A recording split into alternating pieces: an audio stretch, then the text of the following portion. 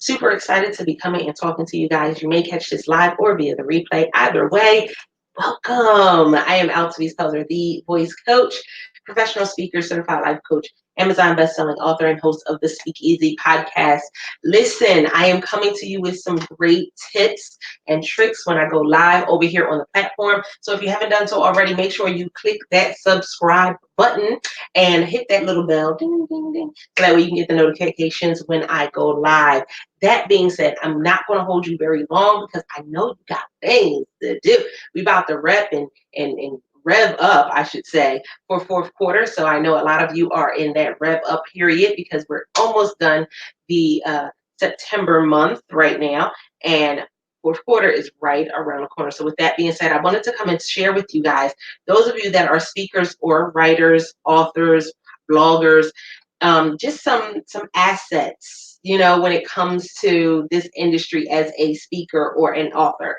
And I have 5 for you today, but there are plenty more that I am not going to be discussing today. Now, I'm super excited because I'm doing this on the StreamYard platform. I love the platform so far, so I'm feeling it. I'm feeling it.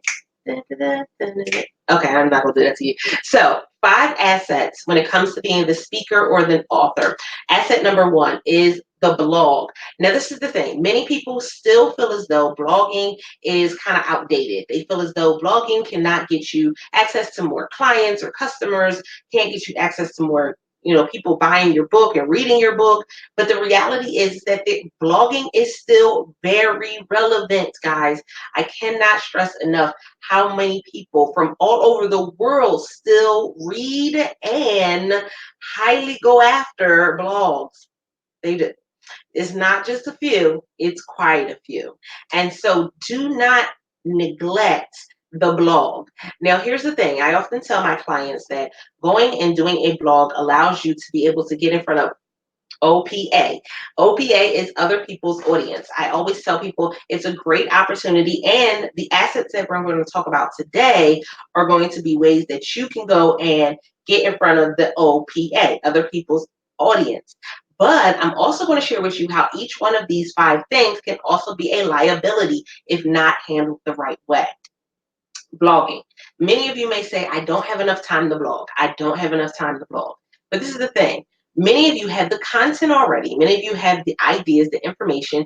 You just don't have it on paper. You may have it in video form. You may have it in a webinar that you did. You may have it in a PowerPoint presentation. You just haven't put it into a blog format. And that's where I want to come at you, because the blog, they done changed. So you don't have to think that the blog format is just a simple blog format where it's just words and reading. It is not. You can do a video, you can do your PowerPoint presentation and break it up throughout the blog. There are so many different ways for you to be able to do this. But here is the thing. Remember, I told you I would tell you the asset and the liability piece of it. The liability piece of it is if you're trying to do this by yourself, or if you're deciding now that you want to launch a blog and you don't really have the time to do it. That's where it comes into being a liability, because we focus so much on how the blog looks and then trying to grow the blog. And believe me, I've done it. So we have one of our platforms is the Our Voice Matters blog, and it is an amazing blog. I've been doing it for years and years and years, and I did not get as much engagement as I have been getting within the last year. And that's because I've been more consistent. I've had more time, but I did some little tips and tricks to where I have guest bloggers on and some other different things that allow me to be able to really expand on the platform. So if it is not your area of expertise, or if you know you for definite don't have enough time, but you have the content, allow somebody to be able to transcribe that content, get that content into blog form, and get it out there. Put out a post, talk to some people, see who it is that you can connect with, that you can possibly be a guest blog on their platform. Guess what? Again, it can be a video, it can be PowerPoint, it can be any number of things. It's just about getting the content out there, which you probably already have sitting on your laptop or on your phone. That part. That part. Now, number two. Number 2 is live streaming. I'm going to tell you again why it's an asset and how it can be a liability. Live streaming allows you to literally be in front of your audience. I love this platform. I love the fact that I can go and engage with you guys. You guys can ask questions live and I can answer them live, or you can always come back and still watch the replay. There's no harm, no foul. The video content is there. But it also allows you something, because video is everything right now. So your video is evergreen. It doesn't go away unless you close down your account and delete the video. Now, for all of you that have had moments where you deleted a video by mistake, a moment of silence. I've done it. Luckily, I have them backed up in more than one space, because I know how that feels, where you go and you just delete it, and man, you're just trying to get your air back in your lungs at that point. But live streaming is a great opportunity. Here's the liability piece. The liability piece is you're spending so much time trying to create the content in order to go live, or you're spending so much time just trying to get set up. What platform should I use? This and it.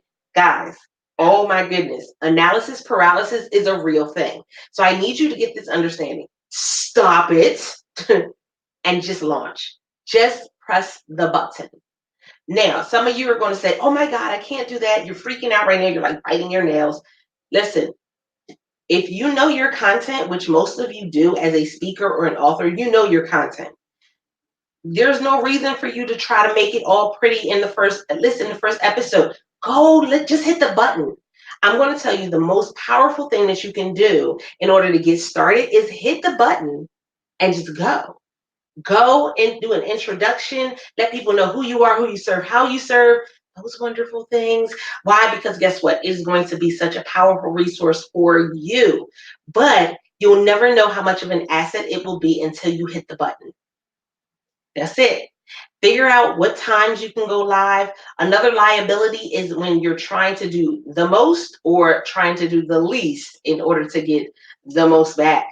And so when it comes to how much time you spend on doing your broadcast, everybody's broadcast is going to be different. There's some people that live stream for hours and hours. There's some people that live stream for 30 minutes, 15 minutes.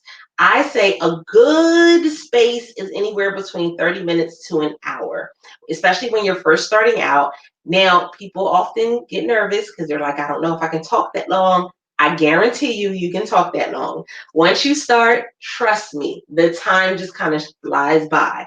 So get started. Press the button, because it can definitely be a great asset for you and your business as a speaker or an author. Now, the liability piece, I told you that too, is analysis paralysis. It's trying to make it perfect. It's worrying so much about the presentation that you really don't have the content or the personality to be able to get in front of people.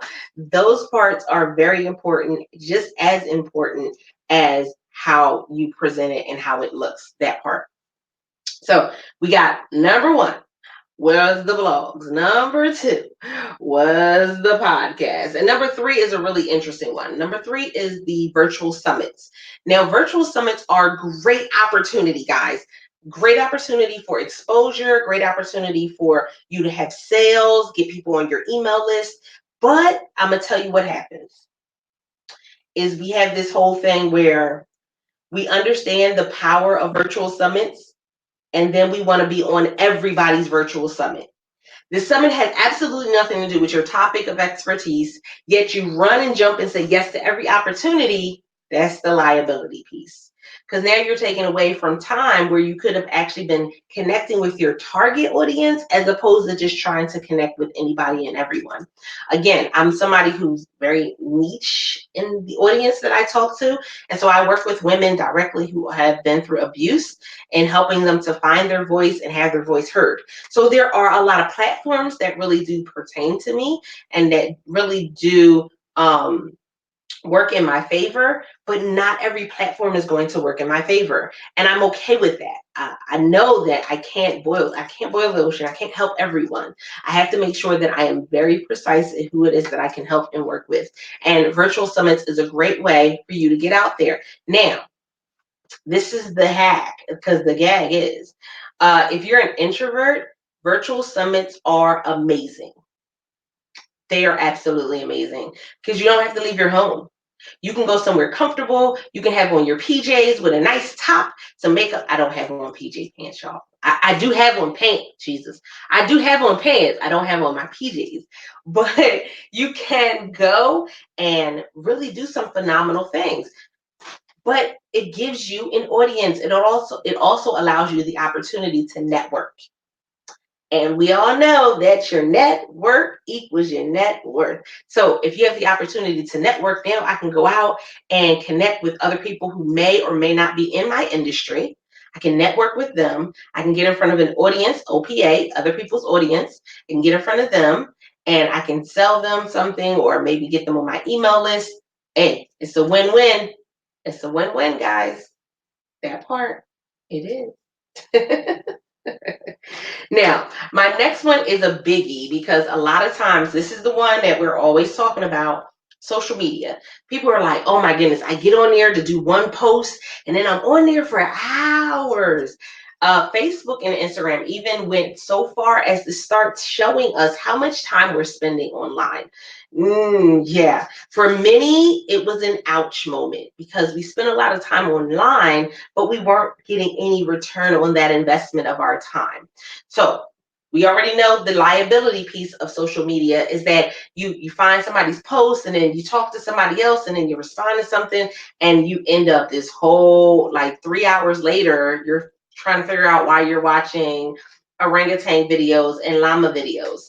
And it's all about time management on this piece because your time management is key. So literally, if that means that you have to set a timer for how much time you're spending online, then go ahead, set up a time where you're going to engage, a time where you're going to post, and literally set your timer and go by that timer. When that timer goes off, you come out of that social media platform and go on to the next thing. It's really powerful, though. I'm going to tell you why it's such a powerful tool for you if you are a speaker or an author, is that social media gives you a global platform. There are billions of people on the platform, no matter what platform you're on, and it gives you an opportunity to get for them to know, like, and trust you through social media. Complete businesses have been built through social media. Let's just be honest. The platforms are amazing if you know how to utilize them. Some of you are in 5,000 groups on Facebook and don't engage in anything. You're missing out. Social media is there for you to be social. Some of you, all you do is go online and post a flyer or a link and expect people to just buy your stuff. No, it's social media. It's meant for you to be social. So you definitely have to find some type of balance between doing business and social on there. It's a great balance and it works really well. I want to say shout out to Jasmine Star, which is one of the social media influencers that I follow. Jasmine Star is one, and another one is John Eric and Adventure Social. Those are two great people that can help with social media. I am not a social media expert, not now nor never. I know how to manage the platform for me, but not for anyone else. But definitely, those are some great people that you can go and check and track down because they'll help you out with the social media piece above and beyond what I could ever give you on here. But social media is a great asset. Global platform. There are speaking opportunities globally. I've had people reach out to me speaking in India. Somebody reached out recently and said that they would love for me to come and do an event in Calcutta. There's someone I just connected with who's in Italy. The opportunities are there, but only if you use them. You don't believe me? Come join our free Facebook group, bit.ly/World Voice Community. That's bit.ly/World Voice Community. Join the free Facebook group and you'll see there are people from Africa, Scotland, Italy, Barbados, Virgin Islands, Canada, all over the US. It's people from everywhere, UK. They're all there in the community and they share so much great information and insight. And there's some great conversations that we have there. So it's an opportunity for you, but only if you utilize the opportunity to the best of your ability. So now, We've done 4. I'm about to give you number 5. Before I give you number 5, I want to say that, as a speaker and an author myself, who's also an introvert, these really worked for me simply because I am not always the loudest person in the room. I'm not always the one at the front of the room. I'm not always the one that's running to every experience and every opportunity. I'm not always the one that's saying yes to everything. I did go through in 2016 a year of my year of yes, like Shonda Rhimes did. I went through my year of yes, and it was arguably the worst experience. No, it wasn't the worst, y'all. But I did have some pretty interesting scenarios happen in me saying yes. I was on a ton of podcast interviews. So if you put my name into almost any of the podcast platforms, you'll see either my podcast or you'll see all of these interviews that I've done numerous ones throughout the last couple of years. You'll see books. You'll see, all different types of stuff. 14 books and counting. My goal is 100. Y'all know that. My goal is 100, but 14 books so far and counting. You'll see speaking opportunities. You'll see, if you Google my name, you'll see flyers come up with my picture on it. And because I said yes to everything, that part was dangerous. But it got me outside of my comfort zone as an introvert. It allowed me to be able to connect and collaborate with a lot of people, and it opened up some really great opportunities for me. So I was super excited on the back end of it, but in the beginning, not so much. That takes us to number 5. So number 5 is podcast. Now, if you are a speaker or an author and you are not doing podcast interviews, what are you waiting for? Oh my goodness. Again, there's always the asset side to it and the liability side to it. And so the asset side to it is that, again, that OPA, other people's audience. And so you get in front of that podcaster's audience, you share who you are, who you serve, how you serve. Y'all know that's my key 3 for every person that comes into my platform. That's my key 3: who you are, who you serve, how you serve. Every time you walk away from somebody, that's what they should know about you. But as a podcast, you get to go on there and share your expertise, making you, again, an expert. Again, it's something that's evergreen. So as long as that podcast is ever around, guess what? People can always listen to that episode. There's ways that you can repurpose the episode and share it out, clips of it, all types of things. But it works in your benefit. The liability piece is when you are just running after every opportunity, and then you're not really paying attention to your timing. And I found that there's a lot of people that won't pay attention to their timing, and they end up overexerting themselves. I've seen many people go and start doing podcast interviews, and then they get frustrated and they don't want to do anymore. They go and they have one bad experience and they get frustrated. Guys, there are so many podcasts, it's bananas. So you have multiple options when it comes to the types of podcasts that you can be a part of.